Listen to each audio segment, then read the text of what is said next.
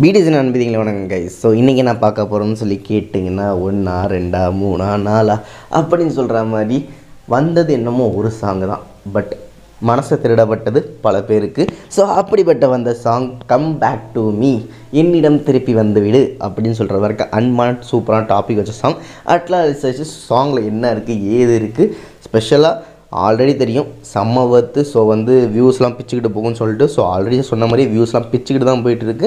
And அது மட்டும் நிறையா மனசை சொரண்டி இல்லை அப்படியே கொத்தாக திருடிட்டு போயிட்டுருக்கு. அண்ட் அதையும் தாண்டி இவ்வளோ பேர் நடிப்பாங்கன்னு தெரியும். பட் இந்த ட்விஸ்ட் நான் எதிர்பார்க்கல. அதாவது ஆரம்புக்கு ஒய்ஃப் இருக்குன்னு ஓரளவுக்கு எதிர்பார்த்தேன். பட் குழந்த டிஃப்ரெண்ட்டாக இருக்குது. ஸோ வாங்க இது மாதிரி கதையில் நிறைய ட்விஸ்ட் என்ன இருந்துச்சு எது இருந்துச்சு வாங்க பார்த்துக்கலாம். பட் அது மாதிரி இது மாதிரி 2 நாள் வீடியோஸ் நீ பார்த்து தெரிஞ்சுக்கணும். மறக்காம சப்ஸ்கிரைப் பண்ணிட்டு பில் ஐக்கானத்தை ஆல்ல போட்டு அண்ட் கமெண்ட் செக்ஷனில் இந்த சாங்கில் எது உங்களுக்கு ரொம்ப சர்ப்ரைசிங்காக இருந்துச்சு, எது உங்களுக்கு பெரிய ட்விஸ்ட் கொடுத்துச்சு அண்ட் எது உங்கள் மனசை கொத்தாக இருந்துச்சு மறக்காமல் சொல்லுங்கள். அதே மாதிரி உங்கள் மனசில் நிறைய லவ் இருக்கும். ஸோ மறக்காமல் லைக் எழுதிட்டு வாட்ச் பண்ணுங்கன்னு சொல்லிட்டு வாங்க அந்த வீடியோக்குள்ள விடும்.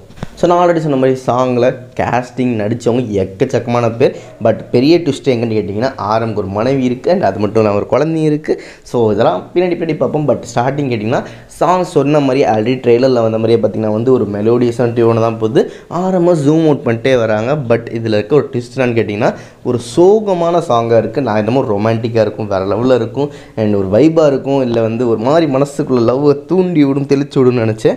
பட் இங்கே பார்த்திங்கன்னா ஒரு சோகத்தை தான் மனசுக்குள்ளே ஓட்டிகிட்டு போகுது. ஸோ அதே மாதிரி தான் பார்த்திங்கன்னா எப்படி 2 ஃப்ரெண்ட்ஸ்க்கு வந்தாங்களோ பக்கத்தில் மச்சான் ஓகே மச்சான் அப்படின்னு சொல்லுவாங்களோ அதே மாதிரி தான் பார்த்திங்கன்னா ஆரம்பம் ஜூம் அவுட் பண்ணுறப்ப ஆரம்பத்தில் ஒரு ஃப்ரெண்ட் உட்காந்துருப்பார். அவர் பார்த்திங்கன்னா ஒரு சிகரெட் கொடுப்பார் அவருக்கு, தம்மடி மச்சான் அப்படின்னு சொல்கிற மாதிரி சொல்லாமல் சொல்லியிருப்பாங்க.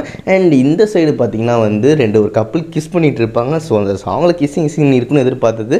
பட் ஆரம் சைடில் இருக்குன்னு கொஞ்சம் நினச்சேன். பட் அது டிஃப்ரெண்ட்டாக பார்த்திங்கன்னா இந்த சைடு வச்சு ஆக்சுவல் எப்போதும் இருக்க மாதிரி ஆரம் நம்மளை ஏமாற்றாமல் ஒழுங்கான விஷயத்தை தான் கொடுத்துருந்தாங்க.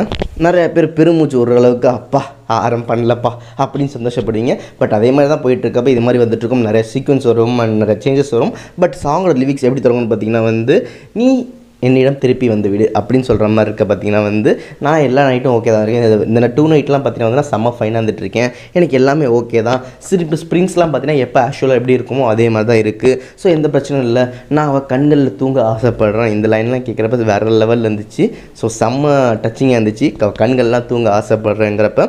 அண்ட் ஸோ இதனால் திருப்பி என்னிடம் வந்து விடு இது எப்படி இருக்குன்னா அன்பே ஆறுயிரே என்னை விட்டு போயிடாதே அப்படின்னு சொல்கிற மாதிரி தான் சாங்கோட லிரிக்ஸ்லாம் அமைஞ்சிருந்துச்சு. சீரியஸ்லி இன்னமும் தமிழ் சாங் கேட்குற மாதிரி ஒரு ஃபீல் ஆச்சு எனக்கு.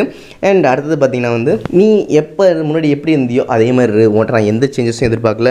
முன்னாடிலாம் எப்படி இருப்பியோ எப்படி என்கிட்ட அன்பாக இருப்பியோ அதே மாதிரியே இரு, எந்த சேஞ்சுமே வேணாம், எப்படி இருப்பியோ அதே இரு. அண்ட் நான் இப்போல்லாம் பார்த்தீங்கன்னா எல்லாத்தையும் மறந்துட்டேன்.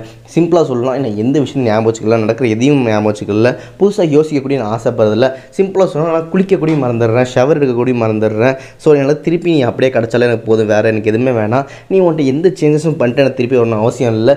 ஜஸ்ட் நீ என்கிட்ட அப்படியே எப்படி இருந்தியோ அப்படியே வந்தாலே போதும். உன் கோவங்கள் துன்பங்கள் சந்தோஷங்கள் சண்டைகள் எல்லாமே எனக்கு ஓகே தான், எல்லாத்தையும் நான் ஏற்றுக்கிறேன். ஜஸ்ட் நீ என்கிட்ட வந்தால் மட்டும் போதும் அப்படின்னு சொல்லிட்டு தான் அந்த லைன் வந்துருக்கு. அதுக்கப்புறம் தான் ஒரு வார்த்தை வரும் பாருங்க, நீ தான் என்னோட பெயின், நீ தான் என்னோட டிவைன், நீ தான் என்னோட லவ் அப்படின்னு சொல்கிற மாதிரி இருக்கும். ஸோ இதுக்காக தான் நான் சொல்லியிருந்தேன் அன்பே என் ஆறுயிரே என்னை விட்டு போகாதே. ஸோ அந்த லைன் கேட்ட மாதிரி எனக்கு அந்த ஃபீல் அதில் கிடச்சிச்சு. சீரியஸாக செம்மையாக இருந்துச்சு. அண்ட் அந்த மெயின் கான்செப்ட்னு பார்த்தீங்கன்னா சாங்கில் ஃபஸ்ட்டு ஒரு சேடாக இருக்கப்போ என்னன்னு பார்த்தீங்கன்னா எல்லா இடத்துலையும் சண்டைகளை பார்ப்பார். அவர் ஒய்ஃபோட சண்டை, அவரோட சேர முடியாது அண்ட் போகிற இடம்லாம் பிரச்சனையாக இருக்கும் அண்ட் இப்படி இருக்கும் அப்படி இருக்கும் சொல்லிட்டு எல்லா இடத்துலையும் ஒரு சேட் வைப்பாக இருக்கும். அண்ட் அதுக்கப்புறம் பார்த்தீங்கன்னா சடனாக பார்த்தீங்கன்னா ஒரு குழந்தைய மாட்டார், ஒரு பேரண்ட்ஸ் கொஞ்சிக்கிட்டு இருப்பாங்க. அதுக்கப்புறம் டக்குன்னு ஃப்ளாஷாக விளையாட்டு திருப்பி பார்த்தீங்கன்னா ஒரு நார்மலாக வருவார். பட் இந்த டைமில் வேறு லெவல் ட்விஸ்ட்டாக இருக்கும். ஏன்னு சொல்லி கேட்டிங்கன்னா அவருக்கு முன்னாடி எந்தெந்த விஷயங்கள்லாம் நடந்துச்சோ, அதாவது பார்த்திங்கன்னா வியோட சாங்கில் எப்படி பார்த்திங்கன்னா முன்னாடி எல்லாமே சண்டை போட்டுட்டு இருப்பாங்க, இவங்க சேடாக இருப்பாங்க, அப்புறம் இவங்க சந்தோஷமாக இருப்போம், சுற்றி இருக்கவங்களாம் சோகமாக இருக்கும்ல. ஸோ அதே மாதிரி ஆரம்பி எந்தெந்த சுச்சுவேஷனில் சோகத்தும் கடுப்பையும் அண்ட் ஃபைட்டையும் பார்த்துருந்தாரு. இப்போ பார்த்திங்கன்னா அவரோட பார்வையை மாற்றினால, அவர் லவ்வை மாற்றினால அந்த சண்டை கூடியும் ஒரு அன்பான லவ்வாக தெரியுது. அண்ட் கோபங்கள் கூடியும் ஒரு அன்பான ஸ்வீட்டான சண்டையாக தெரிஞ்சிட்ருக்கு. ஃபைட்டு கூடியும் பார்த்திங்கன்னா காதலில் ஃபைட் இல்லாமல் எப்படிங்க அப்படின்னு சொல்கிற மாதிரி ஒரு பியூர் ஐட்டமாக தெரிஞ்சிட்ருக்கு. ஸோ இதுக்காக என்ன சொல்லுவாங்க, நம்ம பார்க்குற பார்வையில் தான் உண்மையான விஷயம் இருக்கே தவிர நம்ம இருக்க சுச்சுவேஷனோ அண்ட் இதை வச்சோ கிடையாது. ஸோ அதுதான் இந்த சாங்கோட மெயின் திங். நீங்கள் இருக்க சுச்சுவேஷனோ நீங்கள் வச்சுருக்கதோ அது உண்மையான காதல் கிடையாது. உங்கள் இருக்க ஒரு ஆப்போசிட் ஜெண்டர் பார்ட்னரை வந்து நீங்கள் எப்படி ஏற்றுக்கிறீங்களோ அண்ட் எப்படி பார்க்குறீங்களோ, எப்படி இருந்தாலும் அவங்கள எப்படி மனசோட ஏற்றுக்கிறீங்களோ அதில் தான் காதல் இருக்குது. அவங்கள நீங்கள் அன்பாவோட பார்த்தா அந்த சண்டை கூடியும் காதலாக தான் தெரியும் அப்படின்னு சொல்லிட்டு சொல்லாமல் சொல்லியிருப்பாங்க. அண்ட் வந்து அவங்க எப்படி இருக்காங்களோ அப்படியே ஏற்றுக்கோங்க, அதிலே காதல் பண்ணுங்கன்னு சொல்லாமல் ஒரு விஷயத்தை சொல்லி வேறு லெவலில் கொடுத்துப்பார். பட் என்னை விட்டுட்டு போயிடாத, இந்த விஷயங்களை நான் உன்ட்ட ஏற்றுக்காதனால நம்ம கூட சண்டை வந்து நம்ம பிரிஞ்சிட்டோம். பட் நான் திருப்பி உனக்கு வரதுக்காக வெயிட் பண்ணிகிட்ருக்கேன், நீ எப்படி வந்தாலும் எனக்காக ஓகேன்னு சொல்லி ஏங்குற ஒரு பையனாக தான் அந்த சாங்கில் வந்து பார்க்கப்படுறாரு. ஸோ இது மாதிரி ஆழ்ந்த அர்த்தங்கள் இருக்க சாங்ஸ் வந்து நீங்கள் கண்டிப்பாக பார்த்துருப்பீங்கன்னு நினைக்கிறேன். இந்த சாங்கை பற்றி எவ்வளோ வேணால் பேசலாம், பேசிகிட்டே இருக்கலாம். ப்ளஸ் எனக்கு ரொம்ப பிடிச்ச ஆரம்.